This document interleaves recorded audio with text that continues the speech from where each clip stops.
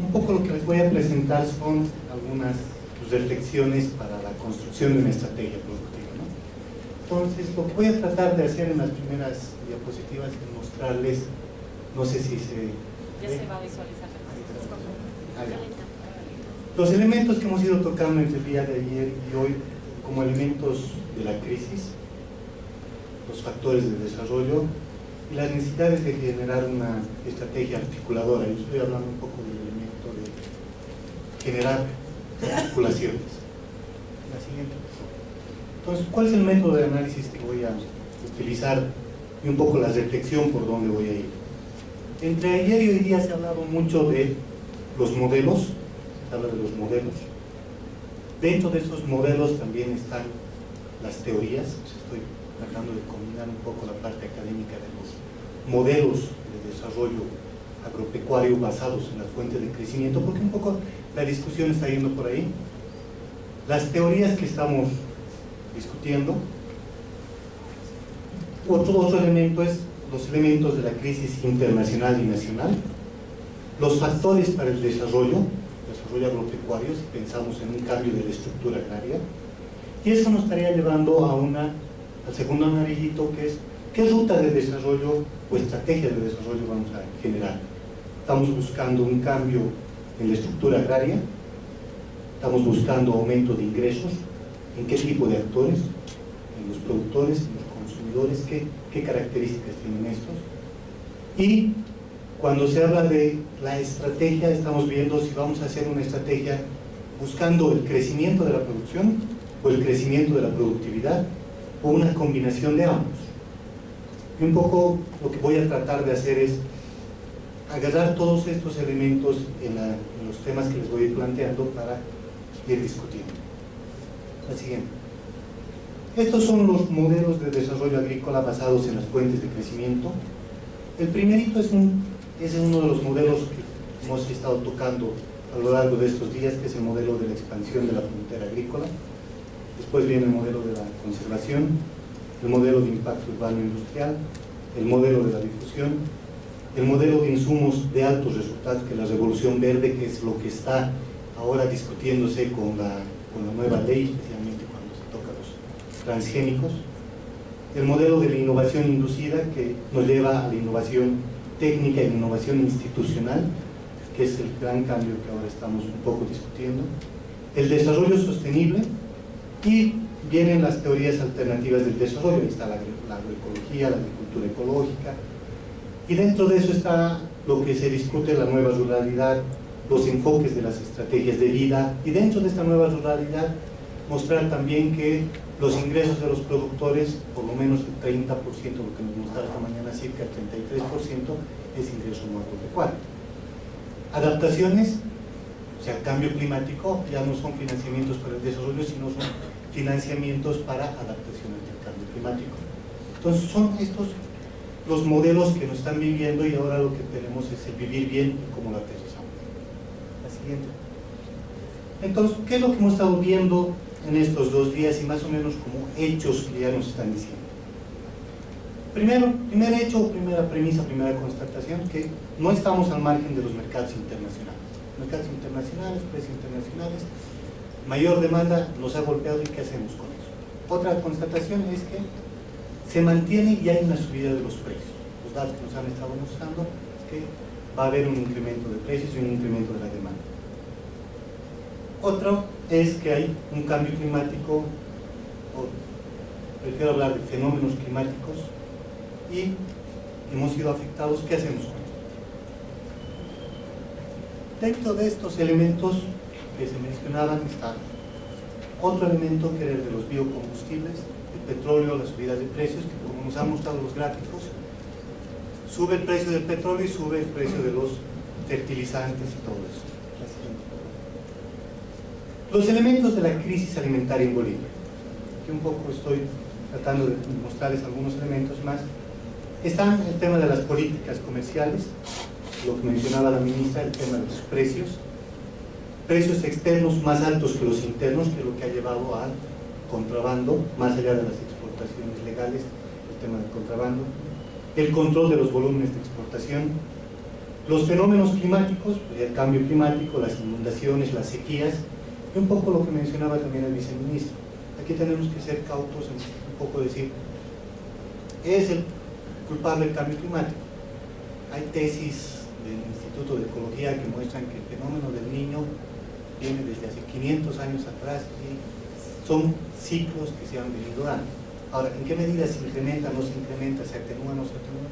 Son los temas actuales que están discutiendo, pero siempre ha habido fenómenos climáticos con los que hemos tenido trabajando, y eso es un poco lo que ha estado detrás de la teoría del riesgo cuando se habla de la economía campesina y la economía empresarial. Tipos de consumidores y volumen de demanda. Cuando hablo del tipo de consumidores y el volumen de la demanda, me estoy refiriendo a un tema también que estaba tocando la ministra, que es el tema de ingresos, especialmente en Bolivia y el nivel salarial si comparamos con los países de Sudamérica. El tema de la relación población urbana y población rural. Los productores, lo voy a tocar un poco más adelante. Estos productores, tenemos diferentes tipos de productores. Los insumos que les llegan están llegando a precios más altos. Los costos de producción, si los insumos son más altos, los precios también los costos de producción son más altos. Los precios de sus productos están congelados o están en subida. Porcentaje de la producción agrícola dentro del ingreso familiar, que estábamos hablando del 30%. Tipos de productores, pequeños productores, medianos productores, grandes productores. El tema de la minería, que ha tenido también su efecto en Bolivia, porque la mano de obra, hasta los albañiles se han ido a ser mineros, se han incrementado los costos. El tema de la migración, ya no se habla tanto. Si hablamos de la relación Aini-Minca, ahora es más Minca que Aini, es un cambio ahí en las relaciones laborales en la misma área rural. El volumen de la producción versus la productividad. Cuando hablo del volumen de la producción versus la productividad, estamos hablando de la expansión de la frontera agrícola, y ahí quiero entrar con lo que viene, con los factores del desarrollo agropecuario. Cuando hablamos de los factores del desarrollo agropecuario, un tema que siempre se ha hablado es la reforma agraria. Tal vez a esta altura habría que hablar de una revolución agraria, pero hay muchos autores también que discuten y dicen el tema de la reforma agraria y de la revolución agraria es un tema que ha tenido su historia, estos son otros contextos y por ahí no está la solución. Pero es un tema que nos va a llevar al tema de producción y productividad en la ruta que les estaba mostrando. Entonces, cuando hablamos de transformación agraria, no solamente estamos viendo un solo elemento, sino estamos viendo varios elementos. Ahí está el tema de tenencia de la tierra, agua y riego, es otro elemento importante, porque lo que veíamos esta mañana nos decían, vamos a subir de 6 a 12% en la superficie con riego, perfecto, pero ahí hay que ver cómo estamos articulándonos, qué inversión le estamos dando para el incremento de la superficie de riego. No se olviden que cuando estábamos con la ERPA y la ENDAR se hablaba de incrementar 10.000 hectáreas por año, 100.000 hectáreas, eso nunca se ha logrado porque no se ha tenido la inversión. El tema de semillas mejoradas, híbridas, transgénicas, y ahí es un tema central que voy a rescatar con lo que vienen a ser los modelos y las teorías. Yo creo que ahí no tenemos que mentir. Si vamos a agarrar un modelo, que es un modelo de la Revolución Verde, apliquemos el modelo como se debe aplicar con todos sus elementos, porque si empezamos a agarrar una partecita y no agarramos el modelo cómo se lo ha concebido, cómo se lo ha construido, vamos a tener una mesa coja que no va a estar andando. Entonces tenemos que ser claros, ¿qué queremos? ¿Hacia dónde estamos apuntando? Y en eso vamos a tener claridad de con qué teoría nos estamos casando, con qué modelo nos estamos casando, o qué tipo de modelo estamos queriendo construir. Y dentro de ese modelo que estamos que queremos construir, no demos un discurso y por otro lado hagamos las acciones por otro lado. Ese es el tema central que voy a dejarles como mensaje que creo que va a ser el tema central de la mesa redonda que después vamos a estar discutiendo. Entonces, entre los factores siguen los servicios financieros, suelo y uso del suelo, y suelo y uso del suelo va a estar muy ligado con el tema de biocombustibles y el destino. Más adelante les voy a mostrar una gráfica ¿Qué destino le queremos dar a los alimentos? Consumo humano, consumo animal, intermedio para el consumo humano, para las máquinas. ¿Cuál es el destino? Y en base a ese destino vamos a pensar la estrategia. Investigación y desarrollo tecnológico, el tema de infraestructura, el comercio internacional, exportaciones, importaciones, el tema de los aranceles, nuevamente el tema de los actores productivos, los tipos de productores, incentivos y apoyo al productor. Aquí nuevamente está el tema que tocaba la ministra, el tema de incentivos, energías alternativas. ¿Qué pasa con las energías? ¿Qué estrategia nacional tenemos con las energías? Hablamos de la energía eólica, energía solar, energía de biocombustibles, energía del gas, cuál es el abastecimiento interno, cómo queremos articularnos externamente, y un tema central que es el ahorro, ingresos, migración y pobreza. Es el siguiente. Entonces, ¿qué ha pasado y qué desafíos tenemos? Un poco ese sería el resumen. Tenemos los elementos de la crisis internacional, los elementos de la crisis de Bolivia, los factores de desarrollo, pero que nos llevan a un cambio de la estructura agraria, no solamente una reforma agraria, sino estamos hablando de la estructura agraria, y eso nos lleva al tema de la ruta de desarrollo. Entonces, cuando vemos la ruta de desarrollo, partimos de este lado y decimos, la ruta de desarrollo puede tener varios caminos, la ruta 1, la ruta 2, la ruta 3. Si escogemos la ruta 1, la ruta 2, la ruta 3, la ruta que escojamos es una decisión política, es una decisión de gobierno. Y aquí quiero dejar bien claro la diferencia entre lo que estoy concibiendo una política de gobierno y una política de Estado. Yo voy a plantear políticas de Estado, porque considero que una política de Estado tiene que ser una política que la tenemos que desarrollar en el largo plazo, y en ese largo plazo ir siendo consecuentes, porque si no somos consecuentes, vemos lo que nuestra historia es, viene un proyecto, viene un gobierno, hace su plan, cambia, viene el otro gobierno con otra ideología, cambia, y hemos estado jugando 60, 70, 80 años y no hemos avanzado. Entonces, este primer momento es un momento político, de decisión política, porque nos va a definir por dónde va a ir. Si escogemos la ruta 1, que tenemos una reforma agraria, socialista, los elementos son totalmente diferentes. Tenemos una reforma agraria capitalista. Entonces, ahí está el elemento central. Entonces, lo que viene es un desarrollo tecnológico, y dentro de después del desarrollo tecnológico viene el crecimiento del desarrollo agropecuario. Y ese crecimiento puede ser un crecimiento de la producción o un crecimiento de la productividad. Pero al mismo tiempo, dentro del desarrollo tecnológico, tenemos los cambios. Y estos cambios pueden ser diferentes para Bolivia. En unas zonas pueden ser un cambio, un desarrollo agropecuario con procesos mecánicos, en otro puede ser con procesos biológicos y químicos, o la combinación de ambos. Entonces, ¿a dónde estoy queriendo llegar? Estoy queriendo llegar a que los elementos, la siguiente, por favor. Los elementos a considerar en el marco de una estrategia, de lo que aquí me voy a centrar, es qué ruta queremos construir, por qué camino vamos a ir. El primer elemento, expansión de la frontera agrícola. Expansión de la frontera agrícola, ¿para qué? ¿Para qué queremos expandir la frontera agrícola? Y ahí vienen tres elementos. ¿Qué potencial tiene Bolivia? ¿Qué tipos de suelos tiene Bolivia? ¿Qué cultivar? ¿A qué mercados? ¿Y cómo llegar? Y somos un país más forestal y ganadero. Por favor, hay la primera gráfica. Si ustedes ven este cuadrito, está con amarillo los suelos agrícolas sin limitaciones para la agricultura, suelos 1 y 2. Fíjense que apenas tenemos en Bolivia, de los suelos 1 y 2, 1.684.000 hectáreas. Y fíjense dónde se concentra. Se concentra en Cochabamba,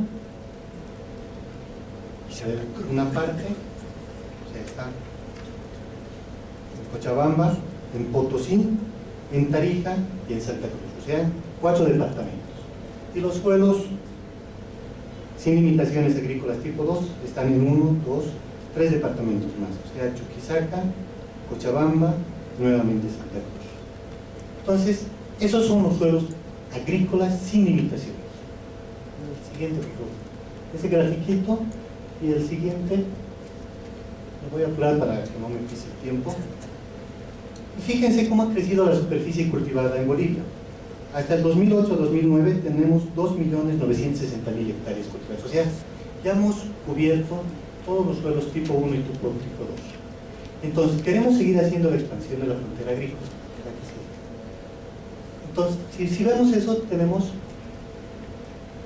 para el 2008-2009 2.9 millones de hectáreas, que es el 27% si consideramos suelos tipo 3, que llegan a ser como 9 millones de hectáreas.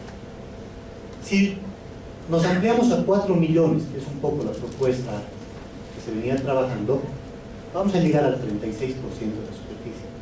Pero aquí tenemos que estar claro, estamos con el modelo de la frontera agrícola, expansión de la frontera agrícola. Entonces estamos con ese modelo. Dentro de ese modelo, ¿qué otro modelo más le vamos a poner? Le vamos a poner el modelo de la Revolución Verde, le vamos a poner el modelo del desarrollo sostenible, la agroecología. O sea, ¿qué modelo le ponemos para ampliar esta superficie? Pero ahí bien, ampliamos la superficie, pero ampliamos ¿para qué? Para consumo humano, para ganadería, forestal, biocombustibles.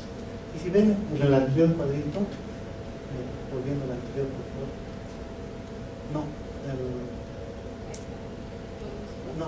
Volve al cuadro. Ahí. Fíjense en la parte medio café que está saliendo, o la celeste y verde, nos está mostrando que el gran porcentaje de las tierras de Bolivia son para la ganadería y forestal. Entonces, ¿estamos apuntando bien? Si no estamos apuntando bien, corregiremos y veamos que una de nuestras grandes estrategias puede ser hacer un uso sostenible de los recursos forestales y un buen manejo del área para pastizales y ganadería. Siguiente. Entonces, vámonos ahí volveremos. Entonces, estamos viendo que tenemos. Hay superficie, ya está, podemos ampliar la superficie, pero seamos claros con qué modelo nos ampliamos. Hay potencial y vamos a ampliarnos con suelos tipo 3.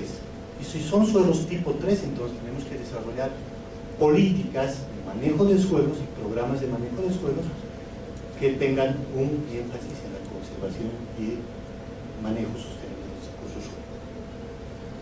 También tenemos la parte forestal y tenemos la parte ganadera. Estamos volviendo al anterior punto.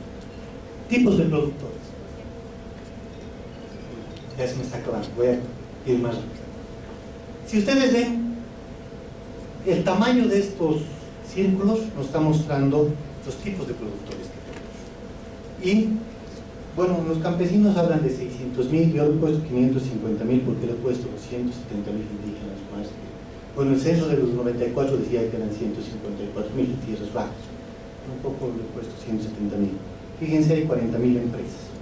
Entonces, cuando estamos viendo la estrategia a nivel del mercado interno y el mercado externo, ¿quiénes están llegando a los mercados externos? ¿Quiénes están llegando a los mercados internos? Entonces, clásicamente hemos venido diciendo, si ustedes ven los planes del 98, del 2000, la gran empresa llega al mercado externo. Pero ahora los datos nos están mostrando que no necesariamente la gran empresa. También tenemos la gran empresa y tenemos los quinueros que están llegando a los mercados externos, pero ambos esquimando los suelos y no contribuyendo a la seguridad alimentaria, como en el caso de la quinoa, que ha mencionado. Somos productores de quinoa, pero toda la quinoa se va afuera, que está quedando en el mercado. Entonces, más o menos esta estructura es la que tenemos. ¿La que sigue? Y si vemos un poco con las cadenas, aquí estamos viendo que al mercado externo están llegando los medianos productores, pero ya no están llegando, ¿o qué hacemos con los de abajo? Que eran en el anterior cuadro los pequeños productores inviables, que no producen y cada vez ni siquiera están en una economía simple para subsistir. Entonces, en este escenario, ¿cómo nos movemos? ¿A quiénes y qué tipo de apoyo y incentivos damos? A los empresarios, a los medianos productores, a los productores estacionarios les damos infraestructura, acceso financiero, servicios, tecnología, incentivos. ¿Cómo los articulamos a los mercados, tanto internos como externos?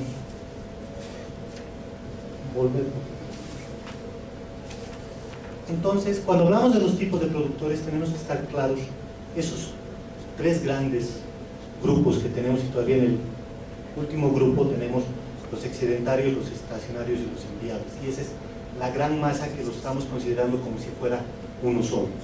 El crédito que les llega a ellos no es uniforme.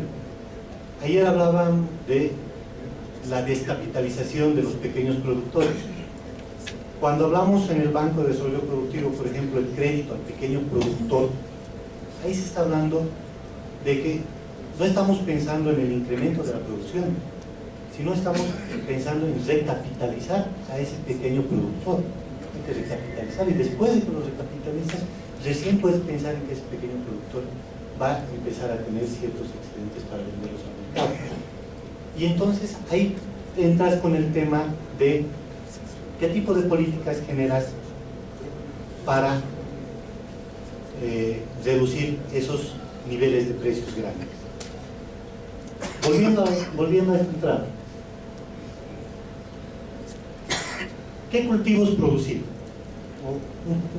Me olvidaba en un punto anterior. Si vamos a hablar de expandir la frontera agrícola con alguno de estos actores, tenemos que tener claro lo que decían al final de la mañana. Si nosotros trabajamos con transgénicos, vamos a pagar patentes, vamos a pagar royalties, todo eso, que también es un gran porcentaje, ¿ya? Porque desde los híbridos hacia atrás no tenemos el manejo de la genética, porque cuando te llegan híbridos, también están llegando híbridos que tienes una cosecha y la siguiente cosecha ya no te sirven. Entonces ahí tenemos que ser claros nuevamente. ¿Queremos meterle paquetes de Revolución Verde? Perfecto. ¿Dónde? ¿Cómo? ¿Cuándo? ¿Y qué estrategia tenemos? Porque tenemos que tener claros que en cada gestión, si utilizamos transgénicos, utilizamos híbridos de mayor productividad, tenemos que pagar patentes, tenemos que pagar royalties. ¿Queremos irnos por el lado de la agroecología? Perfecto, vamos por el lado de la agroecología.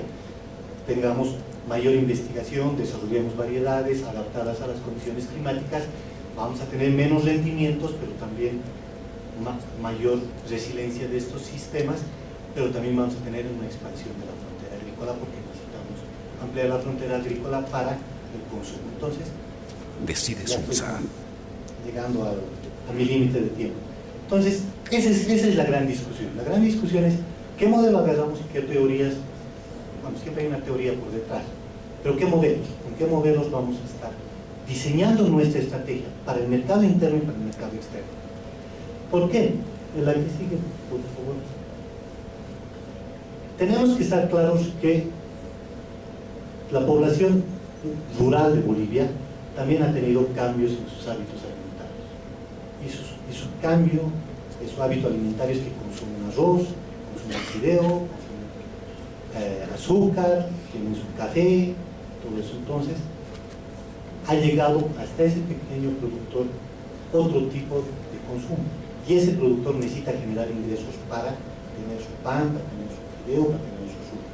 Entonces, ahí tenemos que estar claros que cuando hablamos de hábitos y los estilos de desarrollo, también tenemos que estar claros que nosotros también hemos sufrido los efectos de todo eso, y sobre eso tenemos que ver cuál es la demanda en el mercado interno y cuál es el mercado externo.